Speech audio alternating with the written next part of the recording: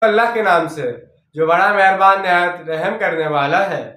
پھر جب تم اس طریقے سے نماز ادا کر لو تو پھر ذکر کرو اللہ کا، کھڑے ہوئے، بیٹھے ہوئے اور لیٹے ہوئے۔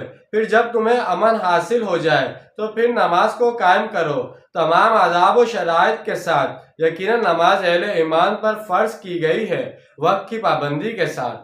چلتے پھرتے، اٹھتے بیٹھتے، سواری پر، پیدل چلتے ہوئے، ہر حالت میں اللہ کا ذکر کرتے رہنا چاہیے۔ یہ ذکر کثیر صرف نماز کے ساتھ مخلوص نہیں بلکہ ہر وقت اور ہر حالت میں اس کا اہتمام رہنا چاہیے، جیسے سورہ جمعہ میں حکم دیا گیا ہے۔ پھر جب نماز پوری ہو جائے تو زمین میں پھیل جاؤ اور اللہ کا فضل تلاش کرو اور اللہ کو کثرت سے یاد کرو تاکہ تم فلاح پا جاؤ۔ چنانچہ نماز کے بعد بھی اور کاروبار، زندگی کی مصروفیات کے دوران بھی ذکر کثیر جاری رکھو۔ ہر حال میں اللہ کو یاد کرتے رہو، اس کے ذکر